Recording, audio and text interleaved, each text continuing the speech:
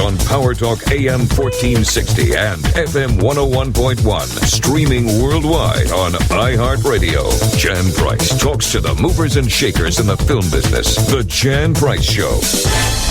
You're listening to The Jan Price Show, and my guests today are Alex Bretow and Kourosh Ahari, and we're going to be talking about their brand new movie, which I had the pleasure of seeing at the Santa Barbara International Film Festival recently, called The Night.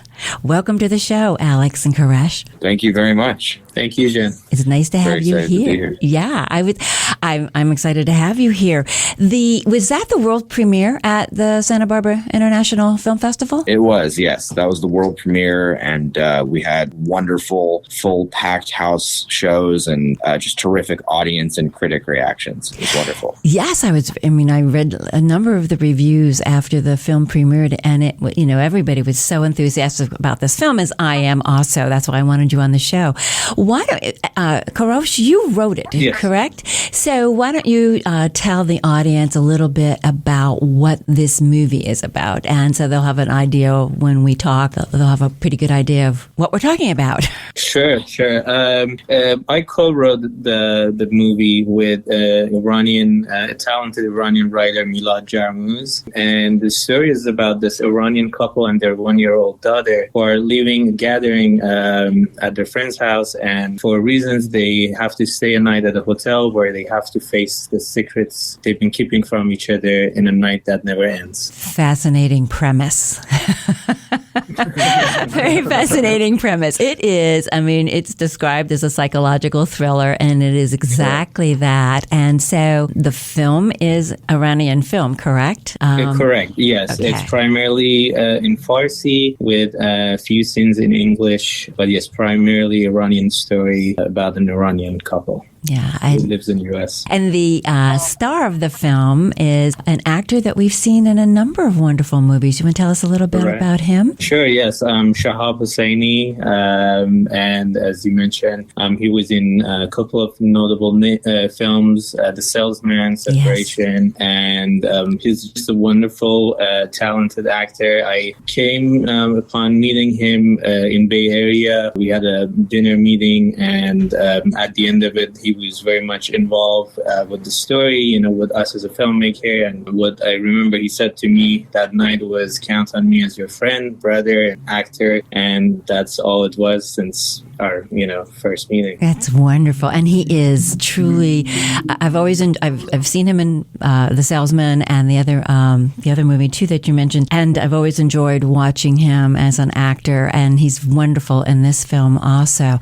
Alex, how did you get involved in this project? Well, from the very beginning, Kourosh and I actually started a company together in 2015, Mammoth Pictures. And so when we set out to make this film and we got the script, I was on board from the very beginning. And one of the things from the very beginning when we got this script, we had a lot of conversations about was, do we make this film in Farsi? Because it was a script in Farsi that I actually couldn't read. Kourosh, I think the very first time I actually read the script, quote unquote, was actually Kourosh basically telling me the entire story over the phone. And I think we were driving, we were on a long drive, and he just told me, or I was on a long drive, and he told me the whole story. And I was just hooked. I was captivated by it. And so we had a lot of conversations about, do we make this film in Farsi here in the U.S., or do we try to convert it to a U.S.-based story and try to, quote unquote, Americanize it to a degree? And really what we came to, and Kourosh was a really big advocate of this, was that this story really had to be told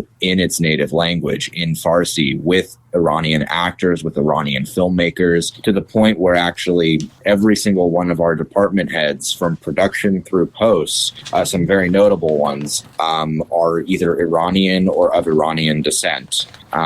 And so it was really important to me to make sure that we maintained the integrity of the story and of the culture throughout the film. And I really fell in love with the culture through the process. And now I'm very, very much a fan of the culture. And there's so much in the Iranian culture that I think is not really shown or talked about much here in the U.S.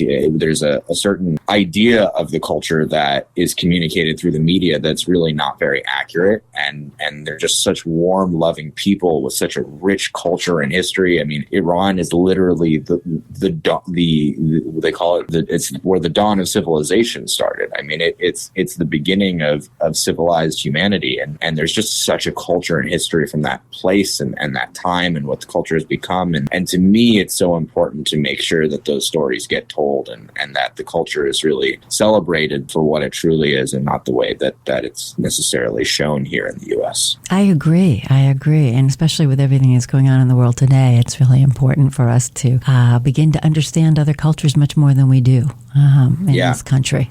So, absolutely. And where did you film it, Kourosh? We actually shot it here in Los Angeles. It was partly shot, or mainly shot on location at Hotel Normandy Hotel, and part of it was shot on set, again, in the LA area somewhere. How did you secure the Normandy Hotel? That was a lot of asking. I would say. Yeah, it was actually quite a challenge finding the right hotel, and I remember there was this production was really a very grassroots production. It was something that we did on a budget, and I remember when we were looking for a hotel, we had a list of hotels that we looked for, and then I ran around at night going to different hotels and getting photos and sending them to Kourosh, and I was like, how's this one, and then but Kourosh really loved the look of Hotel Normandy, and then we sat, I had a conversation with them, we talked about it, one of our other producers had a conversation as well, Armina Miri, and helped us secure it, and eventually they agreed. They thought it was a great project, and they loved the stars involved, and they thought it would be a good film to shoot there. Well, the hotel is like one of the characters of the film, so it's very important to have the right hotel.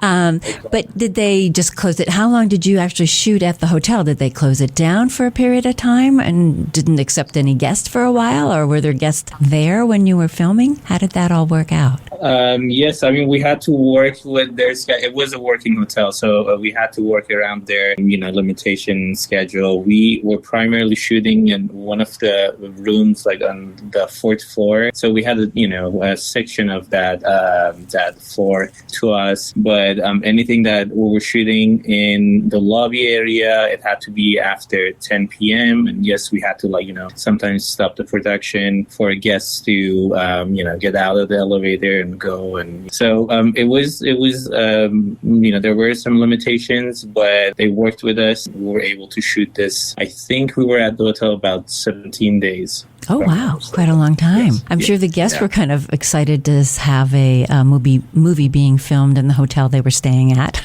I think it gives you a real taste of real Hollywood if you were visiting Hollywood or LA for the first time. That might have been fun for them. What was the most difficult part of this shoot, Alex? I'll share a little bit about that, but I'll actually let Kourosh answer that question as well. The most difficult part for me was that we shot this all at night. It was 17 nights. The week that we shot on a stage was not nights, but the 17 days at the hotel was all at night. So not only were we shooting in a working hotel, but it was one that was at night where people were sleeping. And most difficultly, it was 3 weeks, 17 days of flipping our schedule. So everyone was working from basically 6 p.m., give or take a couple of hours, until 6 a.m., give or take. And then I myself was virtually the only one on call during the daytime as well if something had to get done or go wrong. So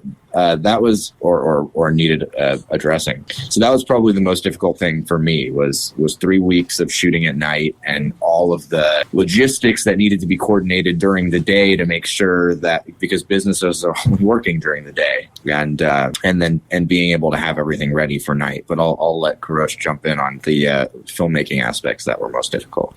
Right. And the funny thing is, if you talk to a lot of experienced filmmakers, the one thing that the advice first-time directors or first-time feature film, directors, is to avoid three things: is shooting at night, shooting a baby, and and guess what? Yes, you're right. Our script had all three of them, and it was quite a challenge. I definitely understand why they say that. Now luckily our baby was wonderful, and it was could easily say it was God directing the baby, not me. I was going to ask you about the baby, but go on. But so we had a wonderful experience with her, especially like her being one of the essential character in the film and story. And we got lucky to shoot most of the scenes with the actual baby, which was a blessing. But at the end of it, it was quite a challenge. I definitely learned a lot of things during this production. And I think that's what made it what it is now. It really is interesting that the baby is such a central part. And I was going to ask you, what was it like to direct this baby? Now, where did you find the baby? Is it somebody's baby that worked on the film, or did you have a casting call for babies? How did that work out? Yeah, we did. We did have a casting call for babies. I ran into a baby in a grocery store. It happened to be an Iranian baby. That didn't end up being this baby. It was an Iranian baby that you bumped into? It was an Iranian baby. As there was a family. I bumped into the family at first, and then that didn't.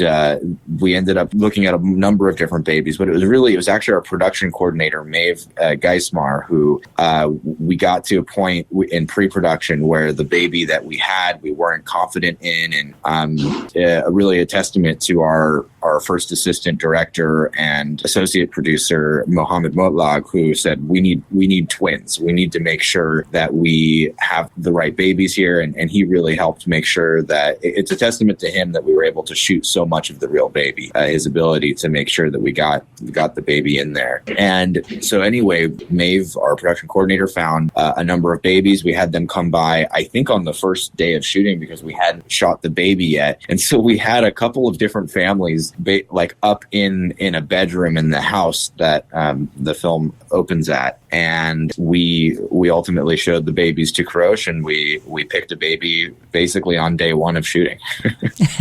So you had a baby wrangler there. More or less, yeah. Helping out with that.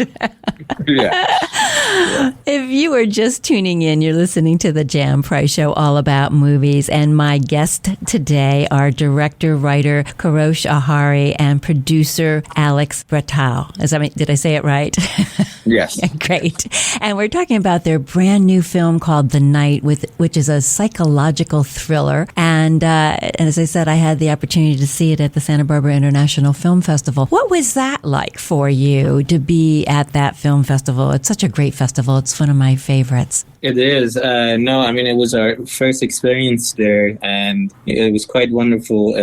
For one, I'd never been in Santa Barbara, and that was like my first time going there. Beautiful, so right? The city itself, beautiful, and people, and just like the energy, everything was just the right place for us to be and to start this journey of festival circus. And with the staff, the programmers, and everyone there were so kind, and it was an amazing experience to start with. It's a great festival. I've been going to it for many years, and I just love that festival. So it is. Mm-hmm. Where did the idea for this come from, Kourosh? You said you co-wrote it. So was this based on something, or did somebody have a dream? Because it's really a very interesting concept. So where did the idea generate from? So how it started, Alex and I, when we decided to move on to the feature length films, we did this screenplay competition where we invited all the writers around the world to submit their scripts within the guidelines that we had, which was the psychological thriller, the low budget range, limited locations, limited characters, but really focus on a story and like a really good human story. So we found Milad Jarmuz, the co-writer on this, and he presented us a script which was the base of the current film and the current script. And this was actually taking place in Iran with an Iranian family.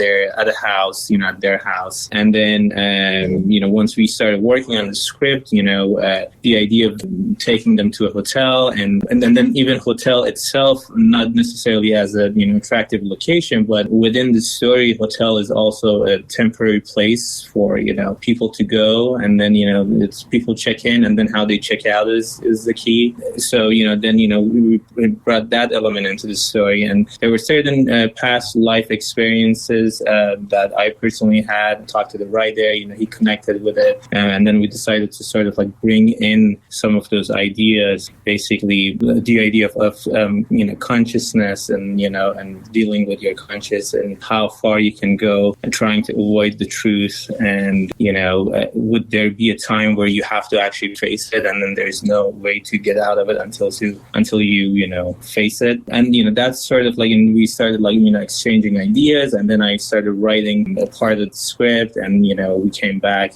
and we got to a finish line where we got ready to shoot the film. How long did it take you to actually write it and then get the funding to film it, Alex? The writing process took, we developed it for, I think, about a year, for about a year. And then the funding process funding process was ongoing, but that took several months to a year. So it's really been, we're going on almost 3 years now. But that's not bad. Project. I mean, that's not bad. I mean, you hear these stories, even, big name, studios and actors who are trying to get funding for their films, and it takes years and years. So a year to get the funding is not bad at all. And also the writing process too. Well, thank you.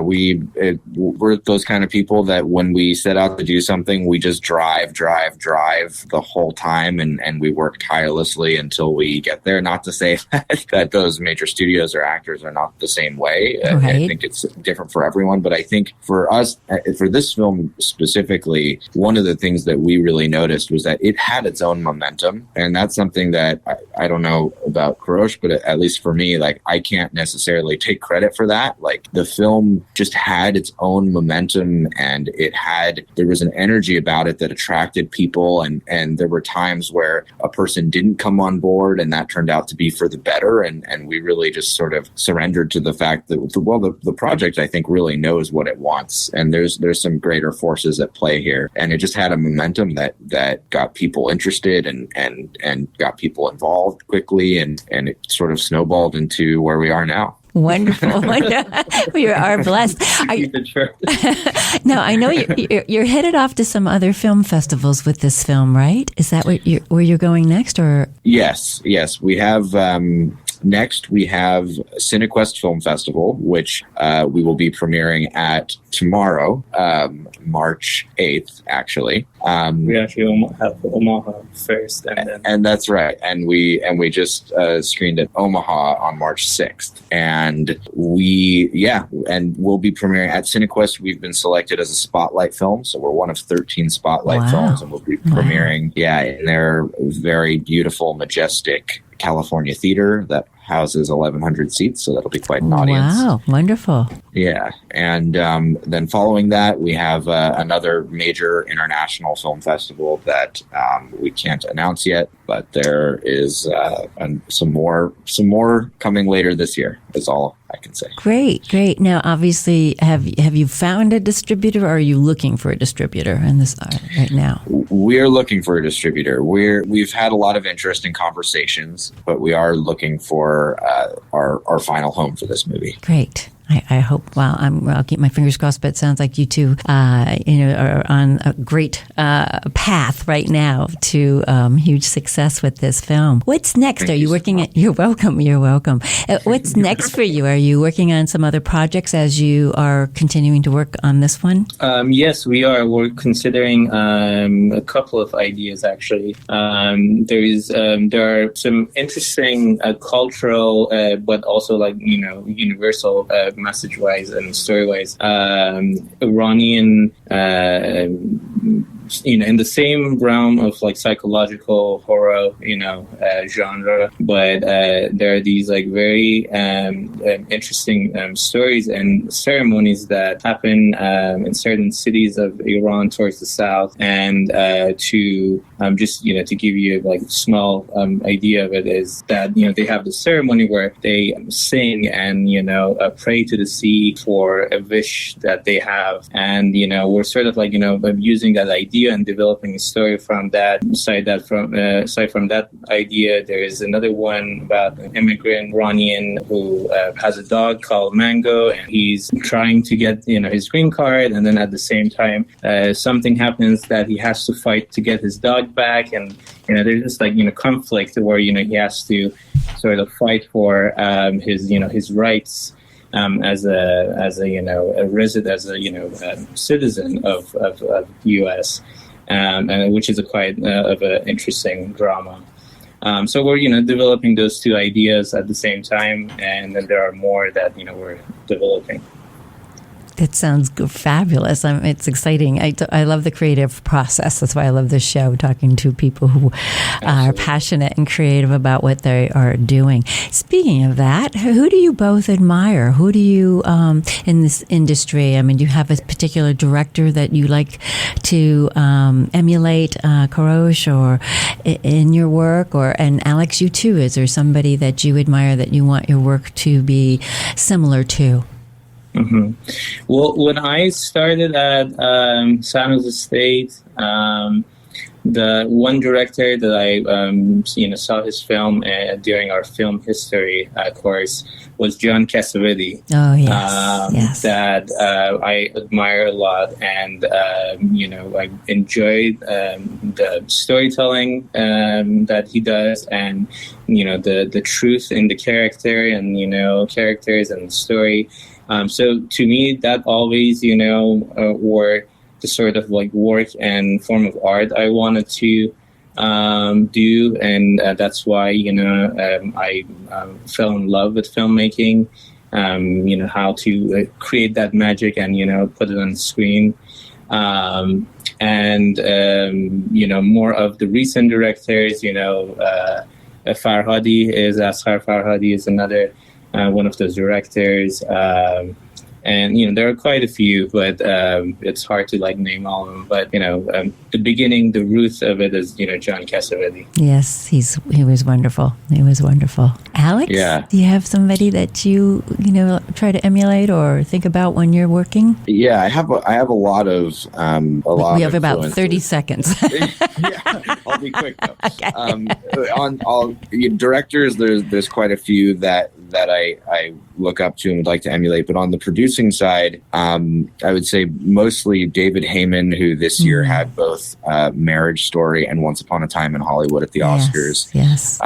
Just a terrific producer. I had the pleasure to meet him at Santa Barbara, actually. Oh, wonderful. Briefly after the producers panel. And he's someone who's just produced a lot of incredible work throughout his career. And he's always said to speak to when choosing a project, to look with your heart and to pick with your heart and not necessarily look at all of the other factors, but to go with your gut. And that really speaks to me. That's, as a producer, that's the way that I work. I'm very much about bringing stories to life that are from underrepresented communities and underrepresented filmmakers, and also bringing and making films that really speak to people on a level of truth and connect with people in a way that not all films do these days. And then another producer that I'll just mention is Nina Yang Bon Jovi, who's also a colleague and someone that I really respect and admire, who's done some really great work in the producing field. Thank you. And great advice from David Heyman. Yes, he was wonderful on the producers panel. Well, thank you both so much for being on the show, and I wish you continued success with the night, and I know it will be, and I look forward to have you back on the show with your next project. Thank you, Jen, for having us, and thank you so much, Jen. Looking forward very much. You're very welcome. You have been listening to the Jan Price Show, all about movies, and you can listen to the show anywhere, anytime on the iHeart Podcast Network, Spotify, Google Podcast, Apple Podcast, YouTube, and on your smart TV. You can also go to thejampriceshow.com to listen to archive shows and to the Price Movie Minute movie reviews. Thank you for listening. On PowerTalk AM 1460 and FM 101.1, streaming worldwide on iHeartRadio. Jan Price talks to the movers and shakers in the film business. The Jan Price Show. Movers and shakers in the film business. The Jan Price Show.